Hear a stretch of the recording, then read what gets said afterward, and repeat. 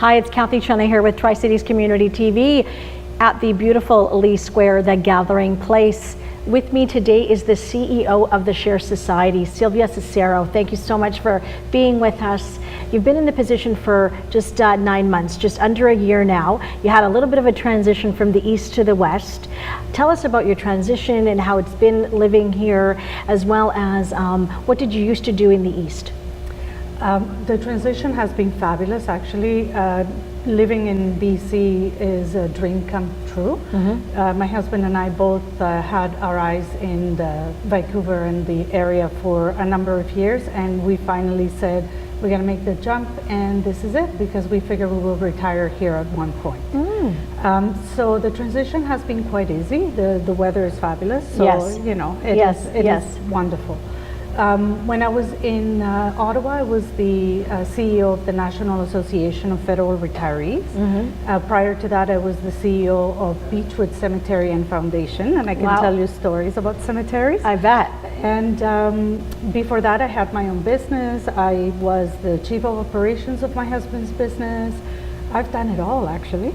But with the CEO times 3, I think was a great fit when you came over. Just out of curiosity though, was it the job that brought you here, Sylvia? Or did you move here already and then hope to find a job?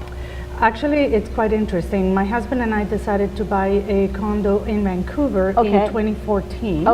And we thought it was going to be a summer home or a vacation home.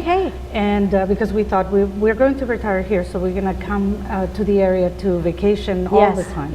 And I decided to leave my last organization, and when I decided to resurface a month after, I looked at the Share job and I said to my husband, that's my next job. And he says, how do you know? And I said, I just know this is where I need to be. This is what I need to be doing with my life. So it was the perfect fit, I think. I'm always amazed with the things that Share does. We all know, or many of us know, about the food bank. You're known, you just recently did a food drive at the Save On Foods on Pine Tree. And you have some great outreach. But what are some of the things that you want people to know more about of what Share is doing? Because I think some things, oh yeah, they have a food bank. Oh yeah, they've got you know, the store, the thrift store. But further to that, what else are you doing? Well, it's very interesting because whenever we speak about Share with people recognize Share, even in Vancouver or further. What's very interesting is that they recognize us for the food bank or the thrift shop.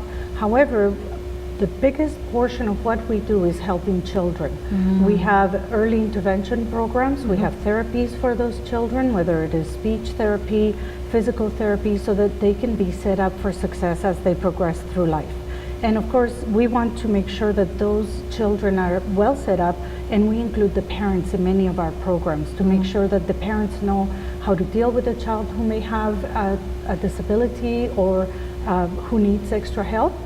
And it's interesting that even though it is one of the biggest pieces of the work that we do every day, and thousands of families are helped every year, that people don't associate that with Share.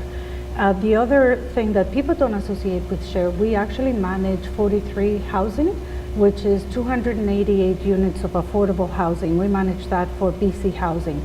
It is an enormous task. As you can imagine, we have 1 residence in Coquitlam and 4 in Port Coquitlam. So these are individuals also who are being set up for success, that are being helped by Share and what we do. And of course, we also have seniors programs, and another very important piece of what we do is counseling for those who may have an addiction, whether it is a gambling addiction, a drug addiction, or an alcohol addiction. And we have a huge team that helps individuals in the Tri-Cities. And do people have to be assessed before they come into the various programs? Or can you just say, hi, I'd like to stop gambling, and just walk in and all of a sudden get the services that they need? How does that work? It depends. If there are individuals who have lost everything or who are very tight for their money, then there is an assessment, the ministry gets involved and the funding agencies get involved so that they can get into programs, and they don't pay for the programs. But if anybody who is able to afford it walks into our doors, we have a program called Talking Helps, Yes. And it is for any type of therapy that you may require. And people walk in and they say, I would like to be helped for whatever the issue is, and we are able to extend that help. Oh, that's very nice, as long as they can pay for it. So you're helping people that that may not be able to afford the services, as well as people that can. So that's something I didn't know, so that's good to know. Let's just speak about the affordable housing. That's very, very interesting. Is there a person within your office that manages that sort of portfolio? And what are your thoughts on affordable housing? Do you think we could be doing things better, bigger, and so forth? I'd like to get some feedback from you on that. Sorry, we do have a Director of Programs and Services, Roxanne McDonald, who manages all of our 43 society housing and who help our tenants, and of course her team as well. Affordable housing is very interesting. It's going through a major transition, as you probably know. The stock in the entire area, whether it's Vancouver or the Tri-Cities and beyond, is not enough for the individuals who require housing. And the more the housing prices increase in the market, the more difficult it is for people to have access and so on. And it is a very interesting conundrum. BC Housing is setting itself up to try to up the stock. However, with the prices of land and so on, and they have to carefully manage the public purse. It is very interesting what's going on right now. We are a member of the BC Nonprofit Housing Association, which is basically the body that oversees all of the nonprofit housing societies. And there is a great deal of advocacy that's being done by that body in order to make affordable housing part of the strategy for the government, whatever government is in place or is coming up, to ensure that people can have decent homes, because having a home, as you know, is one of the most critical things for other pieces of your life to be successful. Yes, of course. I mean, having a job is important, but if you don't have a roof over your head and shelter, having the food is important. Some of these people, I'm sure, come out of very, very distraught situations. What have you seen? I want you to share with us a success story. There's so many different things that happen, and I'm sure you've seen everything from poverty-stricken families to being able to turn that around. Without mentioning names, of course, is there like a family story that you can share with us from what you've seen? Like X person came in and this is what happened to them, and can you share that with us a little bit, Sylvia? I will share with you the story I think that touched me the most. I go to the food bank on a regular basis just to be with the staff and see the clients that come through our doors. And I think it was the first time that I was at the food bank, and there was a young man, and he had a baby strapped to his chest, those snuggly things. And he had a very young toddler on a stroller. And I got talking with him and I said, so what's going on in your life? I said, what brings you here?